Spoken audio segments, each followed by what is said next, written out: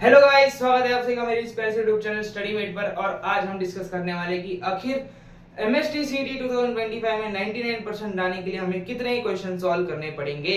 ये सबसे बड़ा क्वेश्चन होता है स्टूडेंट्स के मन में कि आखिर हम कितने क्वेश्चन सॉल्व करें। देखिए, क्वेश्चन सॉल्व करना उसी के बराबर होता है कि हम ऐसे पूछ रहे हैं कि हम हमारी जिंदगी में कितने पैसे कमाएं। वो सेटिस्फेक्शन के ऊपर है एक्चुअली, कि आपको एक चैप्टर में, अगर आपको एक चैप्टर अच्छे से समझा नहीं है तो आप उसके जितने ज्यादा क्वेश्चन सॉल्व करोगे उतना ज्यादा आपको वो चैप्टर अच्छे से समझ में आएगा। अगर कोई चैप्टर आपको बहुत ही ज्यादा अच्छे से समझ आ चुका है, लेक्चर देखते देखते, डीपीपी सॉल्व करते करते थोड़े बहुत क्वेश्चन सॉल्व समझ आ चुका है, तो आप इसके लिमिटेड क्वेश्चन सॉल्व करेंगे तो भी चलेगा। लेकिन अगर आपको मैं एक बेसिक नंबर बताऊं कि आपको पर चैप्टर कितने क्वेश्चन सॉल्व करने चाहिए जिससे कि आपको एमएसटी सीईटी में 99% परसेंटाइल जितने आ जाए। आपको मिनिमम आपको एक चैप्टर के 300 क्वेश्चन तो सॉल्व करने ही पड़ेंगे। कुछ लोग बोलेंगे इतने ज्यादा, हाँ इतने ज्यादा अगर 99 परसेंटाइल लाने हैं तो, क्योंकि day by day, year by year MST CET का जो लेवल है वो बढ़ता जा रहा है और स्पेशली मैथ्स में जेईई मेंस के पीवाईक्यूज उठा के डायरेक्ट पटक दिए जा रहे हैं, तो आपको क्वेश्चन तो सॉल्व करना ही पड़ेगा। क्योंकि क्वेश्चन सॉल्व करने से आपके स्किल्स तो बढ़ते हैं, उसके साथ आपका जो एक्सपीरियंस है वो भी बढ़ता है, जिससे कि आपको पता चले कौन से टाइप के क्वेश्चन को कैसे सॉल्व करना है। और अब 300 क्वेश्चन सॉल्व कहां से करें। बेसिकली मैं आपको एक स्टेप बताऊंगा, ऐसे नहीं कि आपने रैंडमली कुछ भी कैसे भी सॉल्व कर लिया। फर्स्ट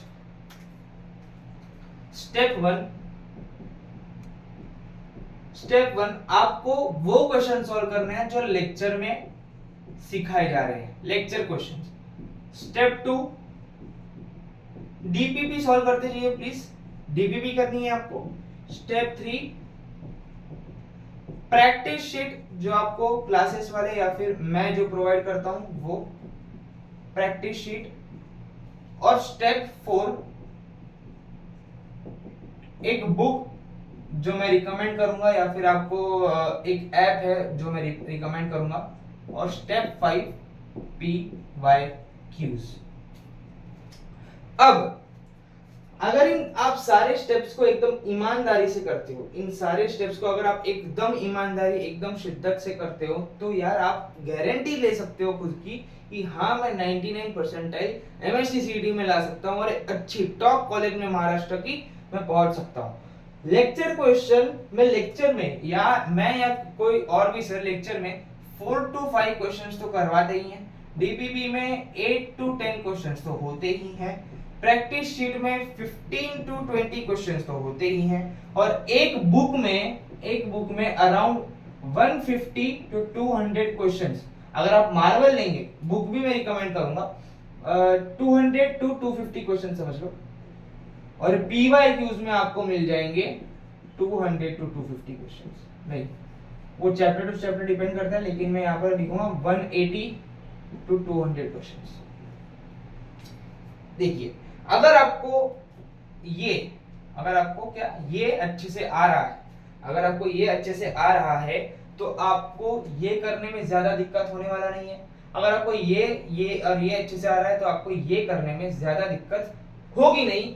और कभी कभार ये जो क्वेश्चंस है वो बढ़ भी जाते हैं, डीपीपी में कुछ ज्यादा क्वेश्चन होंगे, प्रैक्टिस शीट में कुछ ज्यादा क्वेश्चंस होंगे। तो आपके ऊपर है कि आपके पास कितना टाइम है। अगर आपके पास कम टाइम है तो आप ये जो बुक वाला सेक्शन है वो इग्नोर करके पीवाईक्यूज भी कर सकते हो, क्योंकि पीवाईक्यूज की मात्रा आजकल बढ़ती जा रही है। अगर आप ये भी देखोगे तो 200 प्लस ये समझो अप्रोक्सीमेटली 50 लगा लो, तो ये और ये मिला के भी आप 250 क्वेश्चन सॉल्व कर रहे हो। तो कभी कभी पीवाईक्यूज ज्यादा होंगे, कभी कभी पीवाईक्यूज कम होंगे, तो कभी कभी ये ज्यादा होंगे तो कभी कभी ये कम होंगे।